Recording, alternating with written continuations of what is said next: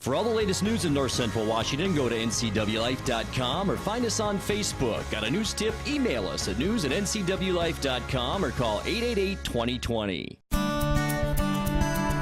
Welcome to Green Thumbs and Dirty Knees with Bonnie Orr. Each week, Bonnie and her co-host Dan Kuntz walk you through the do's and don'ts, the challenges, and the rewards of gardening in North Central Washington. So, let's garden.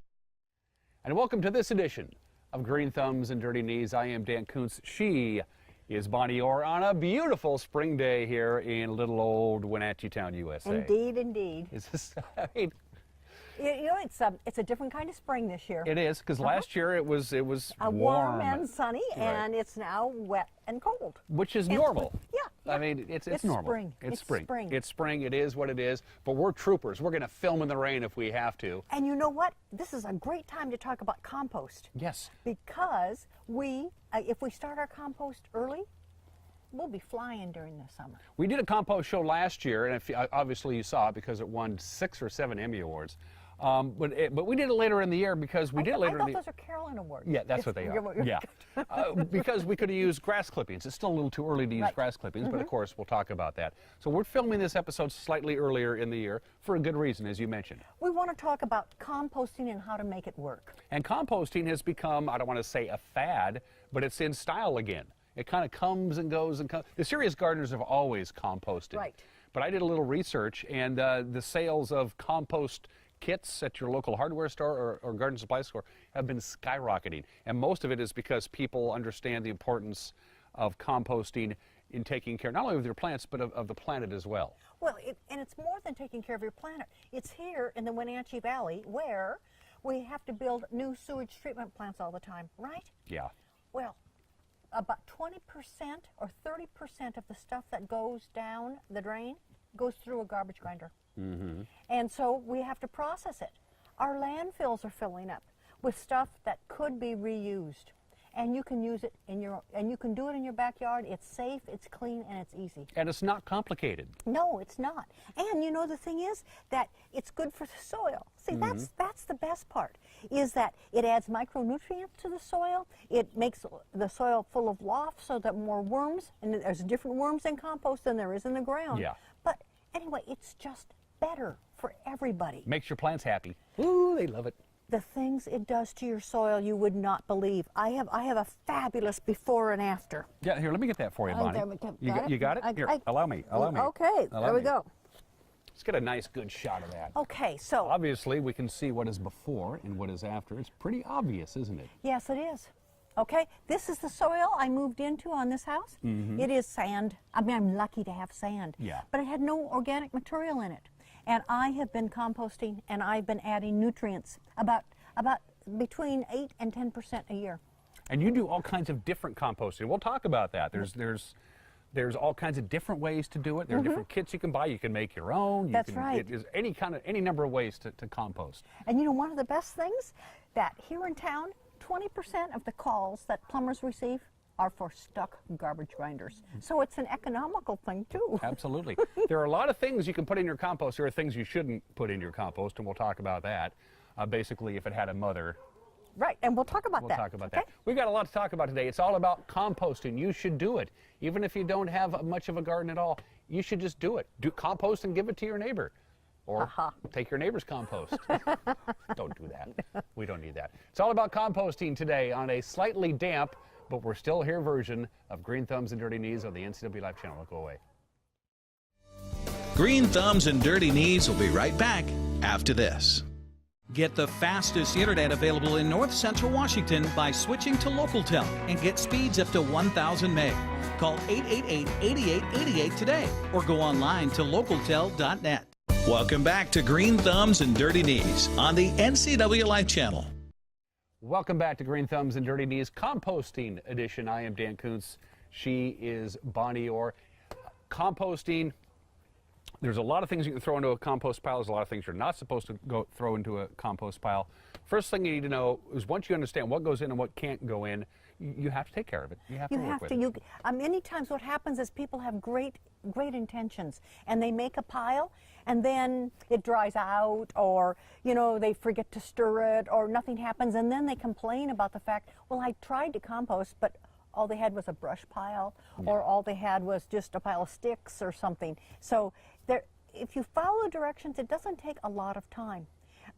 Where you site your compost, and we're going to talk about where you should put the compost heap, I think makes a big difference on being committed to doing it. Why is that? We'll talk. Why is that? Okay, because it's accessible. If you put it in a place behind the shed and then you can't get the wheelbarrow back there, okay, or if it's too far to walk in the snow, then you aren't going to be doing it. Too far to walk in the snow. Are you composting in the dead of winter? It's a year-round project, and we'll talk about that. Yes, indeed. I see. I already learned something about it.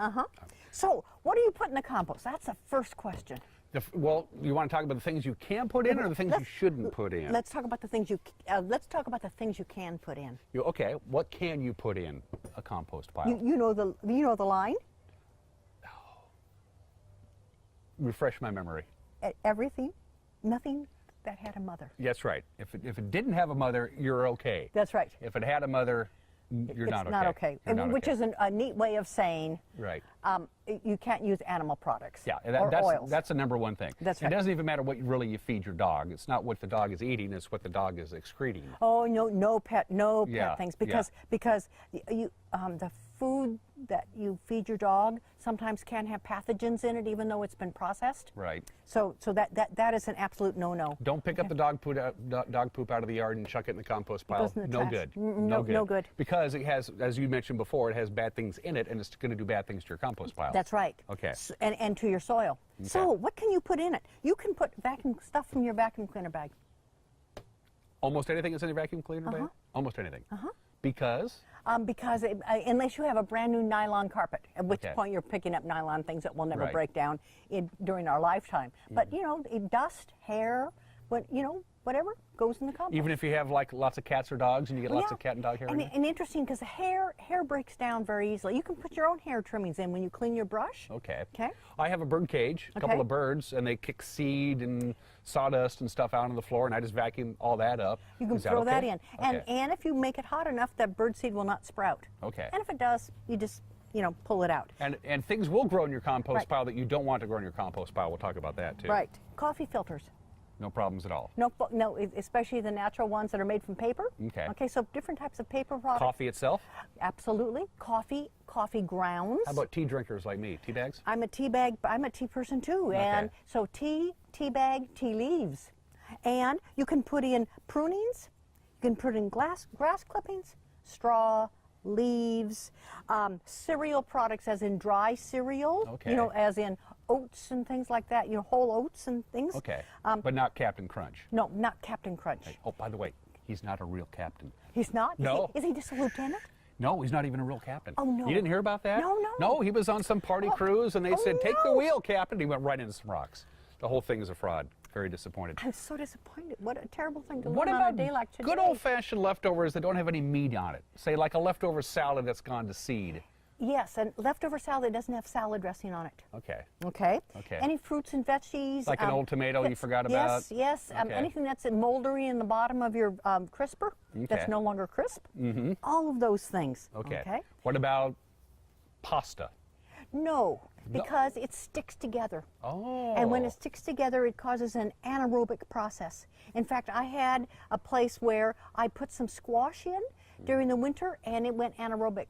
And consequently, that little section started to smell like silage. Ooh. Yeah, it meant that it wasn't working. So things that can stick together. I love eggs. What about eggshells? Absolutely. They take a long time to break down, but they can be put in. And what about eggs themselves? And I say that because, we all buy a dozen eggs and they've expired. You can't throw the whole egg in, the egg is going to rot. Oh, okay. Oh, yeah, the egg will rot because it had a mother. Okay, yeah, there you go. They had a mother thing. Okay. And you can put wood ash in very small amounts, like 2 cups a year. So when you clean out your fireplace, you can do a little bit, but not... 1 cup in the fall, 1 cup in the winter. Why so little? Because it's potash, and our soil already has enough potash in it already. Oh, okay. Bread. No. Soggy. Bread didn't have a mother. Soggy. Oh, okay. We mentioned this when we did the episode on roses a couple of years ago. Rose thorns will eventually biodegrade, but it takes so darn long, there's no reason to throw them in there anyway. Not during your lifetime. Right. So that would be a long time. It would be a very long time. And one of the things that happens with compost is that compost has lots and lots of buggy wuggies. It has lots of little microorganisms. If it's a good, healthy compost If it's a pile. good, healthy Right. and is there any other kind? No, you got a see, point that's there. what- right. Anyway, if you have any way where you would be cut, okay, those different types of buggy wuggies could get into your cut, so you don't want the rose thorns. I know it, I know. I'll be doing this for a while. Well, I know, no. So that's one of the things too about dressing right when you go Okay. into the compost. What about man-made things that are completely biodegradable? Give me an example. Any plastic that says we will break down, if you bury me in a week, it'll be gone. That kind of Is stuff. a great question, and you know what? That is like Captain Crunch. It is a fallacy. Oh. Because they have things. In fact, I tried composting some of the things, the little containers that say this is compostable. After 4 years, it was still in a solid state. That was the first problem. But the real problem is even the little plastic bags that they say are compostable, all they do is break down into smaller and smaller bits. Okay. They never actually break down into their elements. Oh, So okay. that's a fallacy. Okay. So pretty soon we'll have an entire landscape covered with little bits of plastic. I'm assuming old newspapers don't work then, even if you Old tear them up in little yes, pieces. absolutely. Oh, Because okay. newspaper is See, paper. I would see that as sticking together like the pasta. If you tear it up. Tear it up, okay, Tear or it up. shred it. Uh-huh. So if you shred a lot of documents, you could probably throw those in too, right? Yes, you can, and they take you have to make sure you have a hot pile to do that. Okay. So how do you get a hot pile? Well, how do you get a hot pile? Okay, there are things called greens and things called browns. Okay. And it has nothing to do with what color it is. Like coffee grounds are brown, but they're really green. Oh, okay. Okay. Well, eventually, I mean, it came from the coffee plant, the Right. coffee bean, which Right, was... and it's wet. Okay. Okay, coffee grounds are wet. That is, they absorb water very easily. They're generally wet. So that means that they are green material. So green material is wet, and it's heavy. Brown material is light and dryish. Say, like leaves. Leaves and Okay. straw. Straw, and exactly. things like that. And so what you have to do is, the idea is that you want to have your compost pile light, the material light enough so that air can mix in there, water can mix in there, and buggy wuggies. So that's why you put in about 5 times as much brown material as you do green material. How does compost and all good, healthy compost piles get hot? I mean, they get hot. How does They that... can get up to 165 degrees, and some people use one of these. Oh, okay. Okay, but you know it's very difficult to maintain. Okay. And so if you're trying to kill like weed seeds or pathogens, you know, like like fungus on rose leaves, that type of stuff. Now, it's really, really hard. You're much better off just letting it work longer. For the uninitiated, and by uninitiated I mean me, why do compost piles get hot? They get hot because the nitrogen, okay, is being released from the materials that are breaking down. And it's a chemical process which is taking place. So it's not just it's hot summer days and it's just... No, in fact, you can have it. You can have your compost pile in the shade. Right. Okay. Or in the dead of winter, so as you it's do. the chemical thing. And so what you're doing is you are moving, when people are turning their piles, if they choose to turn their piles, what they're doing is they're putting new materials to be broken down, okay, with a carbon and nitrogen mix, the carbon being the dry, the nitrogen being the green. And so then as all of the microorganisms work on it, what happens is it creates heat. So as you build up your inventory of eggshells and coffee filters and coffee and everything that you said, vegetables, do you put those in a little at a time, okay, into the compost, or can you save it up and then dump it in one big Well, the thing is, what you have to do is you have to put in at least, okay, most composts are about a square meter, about 3 by 3 by 3. 3 by 3, yeah. Okay? A cubic yard. A cubic yard. Yeah. Okay. What you have to do is you have to put in at least 2 quarts of material a week to keep it going. Okay. That's 2 quarts of green. That means 10 quarts of brown. Okay. So you have to save material in it. You have to save material during the fall, and then you mix the leaves, and ta-da! So the idea of just throwing a tomato in. Occasionally, Occasionally. it's not enough for those worms to eat. Right. Exactly. Exactly. They need much more than that. Two things we haven't mentioned yet, because as we're filming this, it's still early in the spring. Grass clippings falls into the green category. Yes. They can go in. Yes, but when you have mowed your entire lawn, you do not pour all of the grass clippings on, because then they mat down, and then they smell, and then they rot anaerobically. Okay, so you put this much grass clippings and this much dried dried leaves. So you don't dump the whole thing in there. The rest, use your grass clippings as mulch. Okay. You know, in your flower beds. Last one. I know it's a bit weeds, because we all go out and pull weeds, and it seems obvious you just chuck it in the compost pile. If they haven't gone to seed. Okay. Okay. Because if they have gone to seed, then they're going to plant seed. The seeds are going to actually take root in your compost pile. Because keeping your pile hot enough at 165 consistently it makes it almost unmanageable. Okay. I have never succeeded, and I've been composting for 35 years or something. Anyway. So. Happy anniversary, by the way. Thank you. Yes, indeed. But here's the thing. My favorite way of dealing with weed seeds is what I call weed stew. And I put all of the weeds in a big plastic bag, in a garbage bag, tie it very tightly. No, I add 2 cups of water first. Okay. Tie it very tightly, and then I put it out on the black asphalt driveway. And that way it just has no... And I let it stew for about 10 days. Is it like revenge? It's like revenge. And then here's the great part. Then by holding your nose, you can go and cut the bag open and then pour all of that stuff into your compost pile. Okay. Because you can still get all of the yummies out of those weeds, but the weed seeds are dead. Is there anything that we are neglecting that we should probably know about that either can or can't go in, that are basic household things that I'm forgetting? No, but people are afraid to put pine needles in because they think they're acid, Right. and that they're sharp. But if your compost is complete, it will not look like anything except for soil. It'll look like this. Well, yes. Yeah, no, this is actually soil, but it'll be almost blackish, is be the color. And the other thing is that grass clippings with herbicide on them.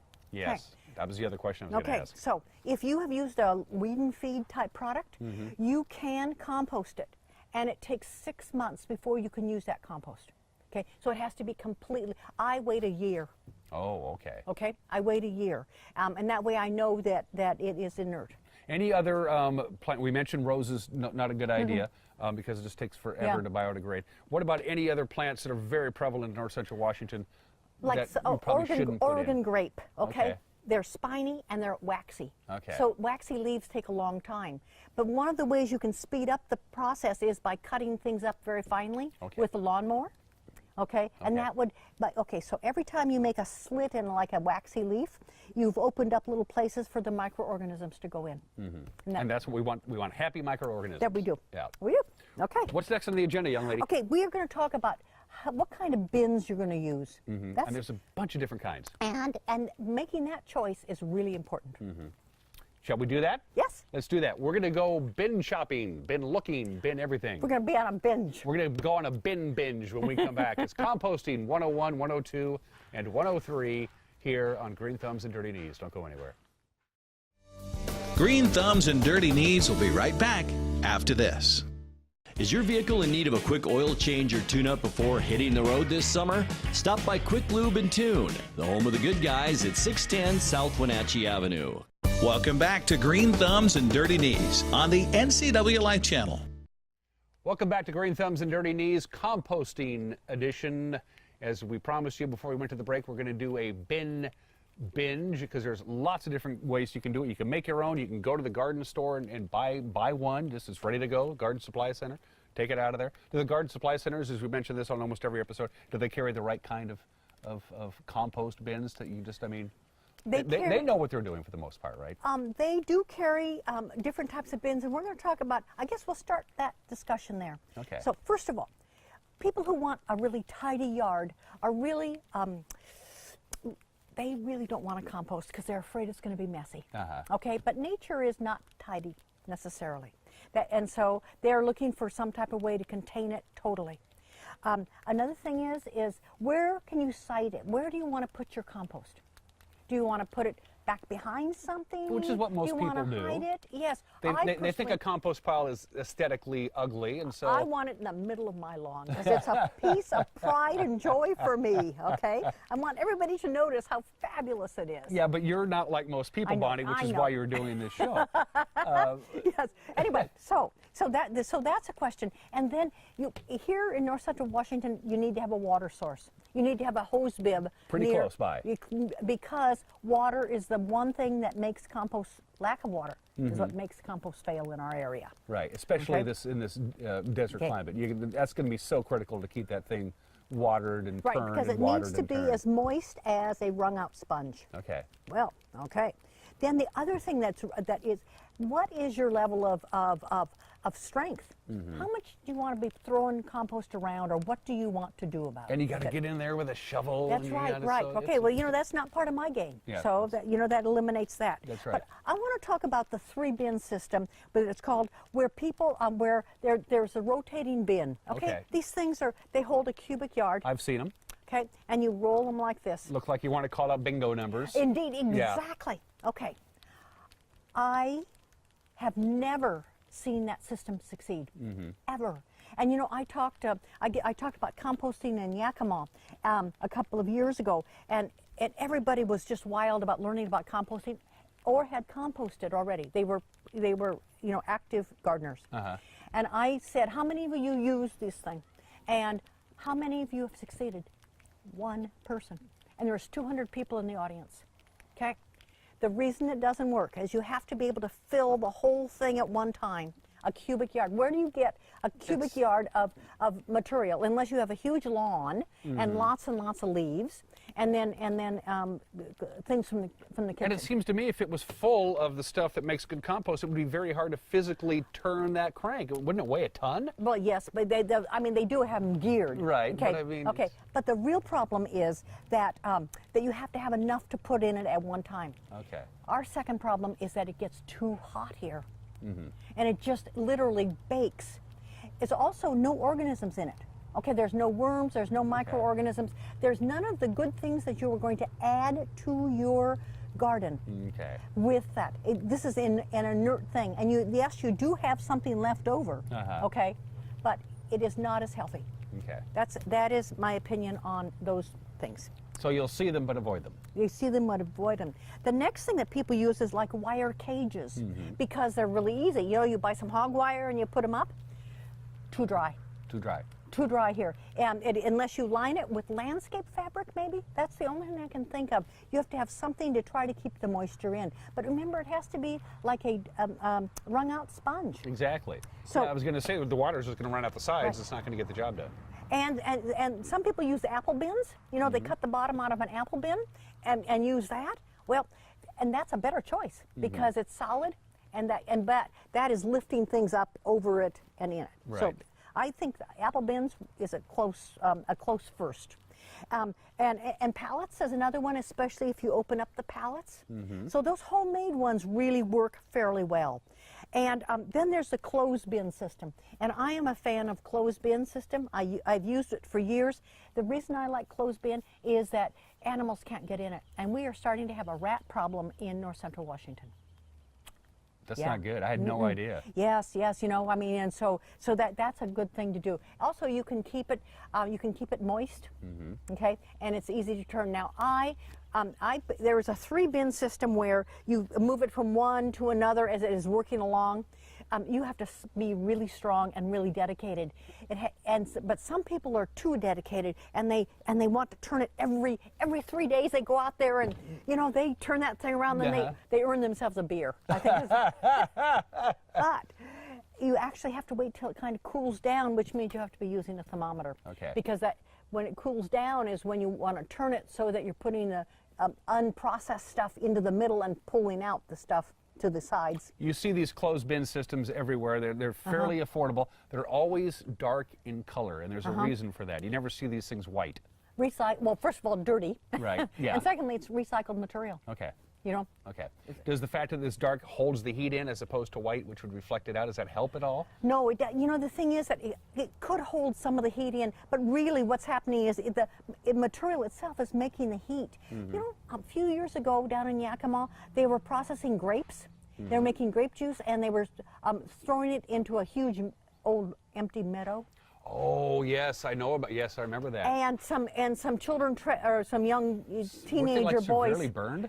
Yes, they were trespassing it in that meadow, looking for pheasants or something, and they fell into it, and they were severely burned. Oh. Yeah, yeah. So it makes its own. Doesn't matter whether it's in the sun or whether it's not in the sun. The thing I like best about the closed bin system, we'll take a look at this. You put your stuff in on the top, you stir it, and the good stuff, it works its way down to the bottom, and you have a little door to get in and get it out. Now, I have a real prejudice of the very best system. Of course, Okay, no surprise there. And a prejudice, can you imagine that? Yeah. Okay, this is called the pause system. The pause The system. The PAWS. Okay. And that's passive aeration windrow system. Oh, and we're going to see this. We're going to see this. Yes. We're going to see a little model of this, okay? Now, so here's a picture of the pause that you use with a backhoe, and this is how they make compost that's commercially prepared, and that is a whole nother subject. Okay. A whole nother subject. We will not talk about that without using a big machinery. Right. Well, I mean, can you go to the store and buy a compost starter in a bag? It's a waste of time. All you have to do is put the compost there, mix together the water, the green stuff, and the brown, and everybody will appear. Okay. My favorite story is one time in the early spring like this, I took some green material from, it was vegetable scraps, you know, lettuce and things like that, and I put some leaves, and I covered it with a piece of plastic, and I put it out in the most inert part of my garden. Next to was actually a sandy spot next to my fireplace on the outside of the wall, outside. And 3 days later, 2 worms. 2 worms, just like that. 2 worms, just like that. Then I was teaching a compost class, and the next night I took it in. I put it all in a plastic bag, and I took it in to show how God provides. The entire bag was filled with teeny glassine baby worms. I mean, it just happens. And all the microorganisms, because they're coming out of the soil. So you don't have to buy anything. I think I've told you the story once before, back in the day, a number of years ago. My first home that I had, I wanted the compost, and so I built a compost pile. Half of it was the back corner fence of my house. Fence. Yeah, it was a fence on one side, and then the other 2 to make it a square was just chicken wire. And I hammered a couple of 2x4s in the ground and called it good. And I would throw my yard clippings and yard waste and all the good stuff into it. And I stirred it and I watered it and I stirred it and it would go down, you know. And I was very happy. And I let it go like for a long time, like months and months without doing anything except taking care of it. I didn't put it out in the yard. And I was ready to go, and I took my shovel, and the first 2 or 3 shovel were just this black, beautiful, gorgeous, and then pachoink. And what was that? And what had happened is my neighbor's birch tree across the yard had found it. The roots went out and found my compost pile and was making a home there. All the little fibrous roots that are brand new. Yes. Yeah, the tree went and found it. Yeah, my neighbor's maple tree, a silver maple, has found mine. Oh, and that's a ways away. Yeah. Pretty So, amazing. It's amazing how that works, isn't it? Yeah. They go, ooh, this is nice, and there's nutrients here. Now, compost is not a fertilizer. That's a key. But it has all sorts of micronutrients that you can't buy. You know, NPK? Well, this has all the other spectrum of micronutrients. So I think we are ready to go look at compost itself. Let's do it. We're going composting when we come back. It's Green Thumbs and Dirty Knees. Green Thumbs and Dirty Knees will be right back after this. Are you wanting high-speed internet but don't have access to PUD fiber? Try Sky-Fi high-speed wireless internet from LocalTel. Call 888-8888 today. Welcome back to Green Thumbs and Dirty Knees on the NCW Life Channel. The pile is not quite 50 degrees, and that's when the worms start moving around. There's everybody else in here. Oh yeah, there's There's lots centipedes of buggy and pill bugs, and oh, look at him! Look at this guy! Look at this guy here! Whoa! Look at that interesting insect. What is that? I have no idea. None. It likes it. It's a happy home, happy look camper. At that. Well, it was. Well, he's still happy. Okay. Okay, well, anyway, as I paw, okay, so I'm pawing around, and you see, I mean, it's safe and it smells like a walk in the woods, and so it's easy to handle. People think it's disgusting, but it's. I think that we don't have worms because the pile's not warm enough yet. Did this come as is when you bought Yes. it, or was it a kit that had to snap together? No, well, you snapped it together. But I mean, these things have a good compost pile is very dense, so these things need to be well constructed, right? Yes, and I've had this since 1993. Wow. So you've gotten your money's worth. Yeah. Actually, it was given to me when I became a master composter. Bet you didn't know you could do that. Huh? You didn't know you could become a master composter? I had no did you? idea. No, WSU used to have a program for that. Okay. And, well, you know, I no wormies. That's okay. No wormies, but you can see that this stuff is really pretty much finished because it's been working all winter, and I've been adding to it. And as I said, you have to add, you know, about a half gallon every day or every other day. Do you still have to water it as much in the wintertime? No, and that's one of the dangers. Okay. Is you can get it, it will go anaerobic. Oh, no, thank you. I already had lunch. Oh, you already had lunch. Yeah, okay. I already This ate. is today. There's a paper towel, and then there's I made beets from the garden last night. Okay. There's a couple of extra flowers, some oranges, and and tea leaves. There we are. We're going to feed those Would you like guys. me to stir that up a little bit? Yeah. Stir that up a little bit. I'll get some dried, because we have some dried leaves in Yeah, here. and we can get some other dried leaves. And so you store. This is my storage place over here. Right. Okay. Choo. There we go. Okay. Turn it. We'll talk about the importance of turning Right. and watering as we go. Right. But we just put quite a bit of. There we go. You see, and so you can see you're getting those all damp as you go along. Right. Now, normally, obviously, but we're filming, but you would normally, when you're all happy with this, you would just close the lid. Yes. And then the lid does not close tight. I mean, it's not a seal, is it? No, I mean probably. The idea is to keep the animals out. The animal is to keep the animals out, so it doesn't have to be really tight, unless they have prehensile thumbs. Okay. Yeah. You talk about you talked earlier about the 3 compost system. You're not actually doing that here, are you? No, I don't, because I can't. Because I have a fused spine, so I can't do things like that. Right. So, poor me. And yeah, my pile's 48 degrees right now. That's not why there's no wormies. But you're going down to the. I'm going down to the finished stuff here. This is where, and this stuff is probably quite a bit old, isn't Well, it? this is from last summer, yeah. Okay, let's just look and see who's here or what's here. Notice that there are no buggy wuggies. That's one of the signs that it's finished. It also has 0 smell. Oh. It's just nothing. There's no smell. There's no odor It's to neutral. it at all. And look how dark it is. Yeah. Oh, look at that. Okay. Look at that. And there's nobody there. And so that's how you know it's finished. Okay, so, yeah, look at that. That's really wonderful. Now, I also have a windrow system.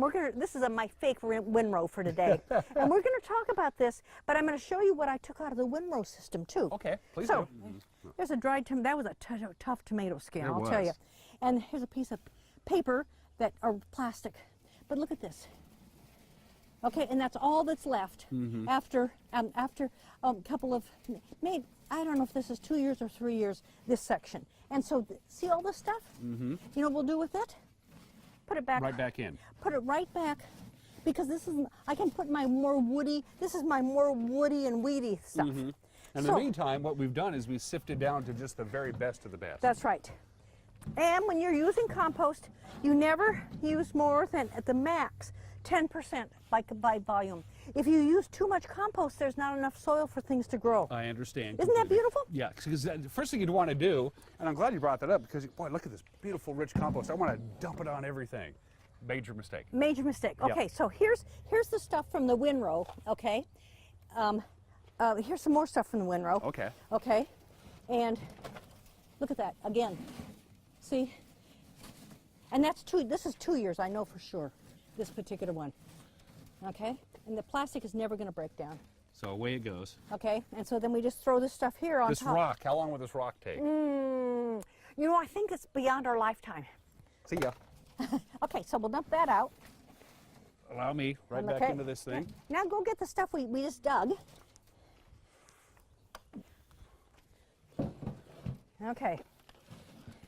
Now here's the wonder of this is that there's not going to be hardly anything left. Eggshell. No, thank you. I just ate. No. Okay, look at there. Yeah, this is completely breaking down. Yeah. And there's still a few avocado leaves. A couple of twigs, maybe an old pine cone, and that's about it. This is actually this is not an eggshell, this is an avocado pit. And sometimes, look at, there's been something living in there because you can see all its droppings. Oh. Okay, so this now. Now this is probably, do we still want to put this back in there? Okay, okay. Because it all breaks down. It just takes a little longer. Okay. And so my windrow system is the one I let, my bins I go for a year, and this I go for 2 years. Look at that. Now this is a lot of compost. Yes. This can take care of a lot of things in your Because yard. you only put it down like a ½ inch deep at the most. Okay. So this could do my entire front flower bed. That's incredible. Right. Again, you have to resist the temptation to put this. And you stir it in slightly. You do not till it in because it's too deep. And you stir it in slightly, and that gives the water holding capacity. And it also makes room for roots, which is perfect. Isn't this great? This is. Okay, so now we're going to go on to something else. Let's do it. What's next? We're going to talk about the windrow. Let's talk about the windrow. Green Thumbs and Dirty Knees will be right back after this. Have a fun video you'd like to see featured on NCW Life? Email us at newsphotos@ncwlife.com. Welcome back to Green Thumbs and Dirty Knees on the NCW Life channel. Here we are having fun, and we found a worm. We found a worm. In a place that is very, very warm. Yeah, this is almost too 60 warm degrees. to touch. Yeah, more than 60 probably. A lot more than that. What do you think this was originally? This was a squash. Okay. And actually, I was going to use it. Oh, look at there's other more worms. There's other little things in there. I was going to use this as an example of something that went wrong. This is coffee grounds and squash, and it got compacted and it went anaerobic, which meant it was rotting. But because it was rotting, it was warm, and that's why there was a worm. There's another one. Look at there. Hello there. So we can we put this back in and stir it up and break it up and it'll be okay, or is it okay? So we're going to do exactly that. Okay, so that's in fact. Let me get the little shovel here, Bonnie, if you don't mind. So let me do my due diligence and mix this up good. Okay. So when it goes wrong, you can save it by adding more dry stuff or by breaking up the stuff that went anaerobic. And during the winter, it's hard not to get too much moisture in. You know, because it's cold, it's not working. Obviously, the temperatures are low. Now, for these bins, these are my stored leaves in these bags, and I put these bags all around my bins, and that added insulation. And then all the snow from the driveway, I put around here. Plus, it gives you dry leaves that haven't broken down yet to put into your compost pile. That's great. As I go along too, during the winter. But so if it gets anaerobic, you can resuscitate it. Okay. The other hand is if you have an ant pile, it's too dry. That's one of the signs that it's too dry. So ants are too dry, but it's smelly, it's too wet, and needs lots more brown material mixed in. The more problem you're going to have, obviously, as the summer goes on, is the compost itself gets warm and it's just hot out. And people have a tendency to either overwater or don't water enough. That's right, and not watering enough is a major problem for compost in our area. But anyway, you can save it if it gets to be that way. Like like we just did. We had things hiding in here too. This is going to take a while to break down. That's a gourd that the birds nested in. Oh yes. You know. Anyway, so this is good. This is good. Okay. Now let's talk about this windrow system because that's where I really want to go. And this is kind of this is a scale model, so to speak. And how this works is pretty basic, isn't it, Bonnie? There's not a lot to it. These are here for a reason. We have lots of straw. Lots of green. And we have weeds in here. And weeds. Okay. It's not contained by anything. No. It's not framed in with the. It's the windrow. Okay. Okay. And these pieces of drain pipe are used because you can get water, you can run the hose down them, and it gets air in. And they're not solid, they have holes in them. That's right. And see, and there's one here all the way through the center. Uh-huh. And again, it gives you access to air and water, which is when you are moving your compost, you know, with a saw, with a shovel or a pitchfork. What you're doing is you're adding water and air. Well, this is doing it on its own. How do you maintain that? I mean, you would think if I'm taking care of it, you do nothing. You do nothing. You do nothing. That's the key. And that's the key. You see, and so you put some. This is brown material, and then now remember this is not brown, even though it's brown. This is courtesy of Starbucks. Okay. And they love you down there, don't they? Yes, they do. Yes, they do. Anyway, then what I'm going to do is I'm going to water it to make sure that it's wet enough. And I never do anything. So walk me through the layers from the bottom to the top. What do we have here? Oh, we have. Because that's critically important to layer this correctly. Here's a plant that died. Okay, and no, you just put down. Okay, yeah, you're going to do 7 to 1, 7 browns to 1 green. Okay. We have 1 green. Okay, so we need. It's by bulk. Right. So it's not by weight. Okay. So wouldn't you say that we put on a lot more straw than we did? Than we did the brown. Than we did the green material. And anyway, that's all you do is you just. And the thing is that I couldn't build one out here that's 3 feet long, 3 feet high, and 3 feet wide. Which is what you would be doing normally. Which is what you would normally be doing. And if you get really enthusiastic, you can go to it and heap it up and open it up and stir it around if you just absolutely have to. But you don't have to. Okay, you saw the stuff that we sifted. I did nothing. Didn't touch it. This is all I did with it. Yep. Compost happens. Put a little water on each end. And yeah. And as you can see, this is starting to break down. I put down some of the stuff that's almost finished. But see here, this is old roots. Now the plant is very dead. And so you can put weeds in it because they will break down because they cannot grow where it is either too wet or they have no way to get to the surface. So what about, you mentioned we're starting to develop a rat problem. We have squirrels. Are they going to just go nuts in this because there's nothing to prevent them from getting in there? There's nothing to eat. Oh. And this one has no I only put vegetable scraps in my closed container. Which can close, they can't get into it, but there's nothing in there that will attract them to begin with. No, a dog wouldn't be interested in this. Nothing would be interested in this. Okay. And this is one of the advantages. Except buggy wuggies and worms. Buggy wuggies and worms and wonderful things like that. So this is if you want to compost pile, you don't want to work too hard at it, this is perfect. There's no work at all. Yeah. Yeah. But again, it's almost like when you want to apply the compost that's ready to go, you want to do something to it. It's like, shouldn't I be doing something to this thing? Shouldn't I? You absolutely have to. We can go out and admire it. Okay. So if you have one that you started out right and it's a nice 3x3, how long is this going to just start? I know you're going to continue to add to it at that ratio. Well, at the end of 2 years or at the end of the first year, I might be able to dig things out. But at the end of the second year, okay, my thing's going to be this high. Okay. Okay, but from here on down would be finished totally. What about wintertime when it snows? The snow just no problems. Nothing. No problems at all. No. But one of the things is you always your compost pile always has to be on the soil. That's important. Because it has to make soil contact for those microorganisms. That's right. And for the buggy wuggies. So these actually have no bottoms. No bottoms, absolutely. Okay. And if you have it raised up on a pallet, you've lost. You can't have it on concrete. Can't have it on asphalt. Nope. It won't work. Nope. Yeah. It won't work.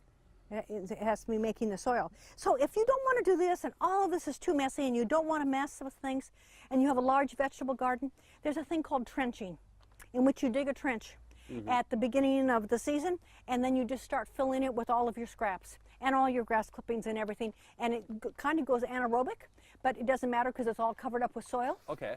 And all the nutrients come out of it, and it breaks down, and next year you plant in that place, and then you make your trench where your other plants were the year before. Is that pretty much how they make worm farms? You know something? I have not talked about worm composting today. Right. And I personally, this is my own prejudice. It's like having 10,000 pets, and they get fungal diseases, and they get sick, and they die, and I just can't stand it. I mean, I just cannot stand watching those things not work. You know, but many people do it successfully, and you can buy red worms to do worm composting. But it gets too hot here, and you do it in the garage. If your garage gets hot, I mean, it's labor intensive. Labor intensive. Really labor, and you have to have like 3 pounds of new material every single week, and that means you're eating a lot of apples and bananas. No, it is. I think it's really labor intensive. So we understood with this this system that you have here, how you know you're doing it right and how you know you're doing it wrong. How can you tell with this system without actually digging into it, which you're really not supposed to do? It's called faith. Ah, I like that. Green Thumbs and Dirty Knees will be right back after this. Please join us weekly for the 12th District with yours truly, Kerry Condata. Check your channel guide for times or go to ncwlife.com for details. Welcome back to Green Thumbs and Dirty Knees on the NCW Life channel. The last thing that you do when you compost is to apply the compost, Bonnie. Let's do that. Okay, and when they say a little is good, more is not better. Right. Okay, it's the same as with fertilizer and pesticides and everything else. So I'm going to move. I leave this on as mulchy, and you know what? See look at here. The worms are already starting to wake up because this soil is 50 degrees right now because the forsythia is starting to bloom, and so what I have is I have soil like this. So I'm gonna, and you can see the primroses are out, and the tree peony is thinking about it, and so I rough it up a little bit, okay? And you notice that I don't have very many weeds. You don't have any weeds. Because I do use the mulch a lot. Okay, so then pass the ice. Here's the ice. There you go. And okay, so beautiful. now, okay. You can see, oh, wait, here's a little centipede who really wants to go back into the compost. Okay. Well, in a way, he is. Look at I mean, you can see how thin of a layer I put down. Yeah, not very much at all. Okay, so you can start to stir it in. There we go. Okay, so, but that's it. That was it. Well, I'm winded. Oh, okay, but now here's the deal, is that you really don't want to leave the compost on the surface. Okay. Okay? So We're going to put some blanket more, of leaves we're going there? to put I mean, this is my last of my winter leaves. The reason I don't want to leave the compost on the top is that the compost is, well, it's soft and lofty, and weed seeds go, oh my gosh, can you imagine growing here? And they will. So you always want to incorporate the compost into the soil rather than leaving it on the top, because it will be a perfect nursery area for weeds. So this is, you probably saw this at the beginning of the show. This was Bonnie's yard 7 years ago. This is Bonnie's yard today. What composting and applied the right way will do, it turns dirt into soil, essentially. And every year I add another ½ inch, okay, of the compost. And so, although it seems like I make a lot, by the time I've spread it out all over the beds and stirred it in, okay, it makes it so that and then when I use mulch on top of it, my water is consistent. I don't have to use as much water. And you can use the compost in your lawn when you aerate.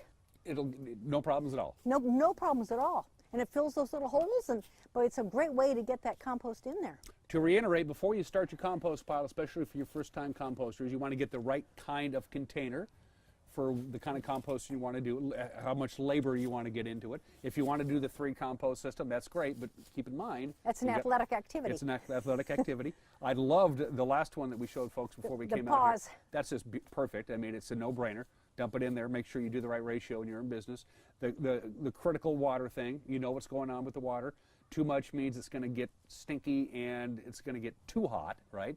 Well, it can't get too hot. It's stinky. It's stinky.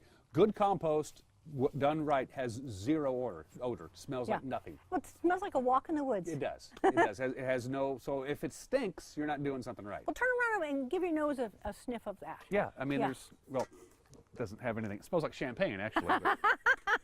No, I mean, there's whatever odor you get, it does. It smells like the forest floor. Yeah. Yeah. Yeah. And it looks like the forest floor. Look at that. Isn't that beautiful? It is. It's absolutely gorgeous. And you can compost year-round. Yes.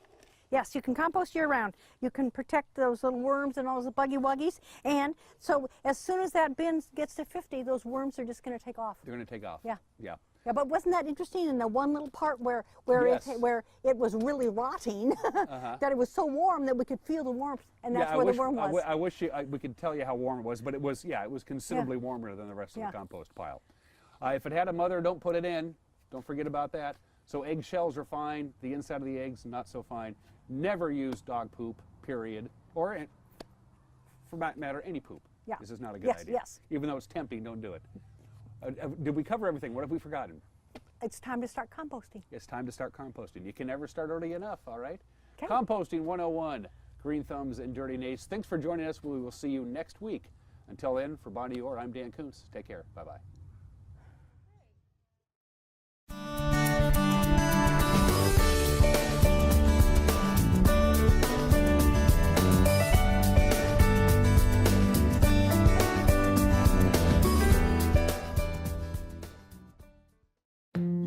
Stay up to date with what's happening in North Central Washington. Go to the NCW Life Community Calendar at ncwlife.com.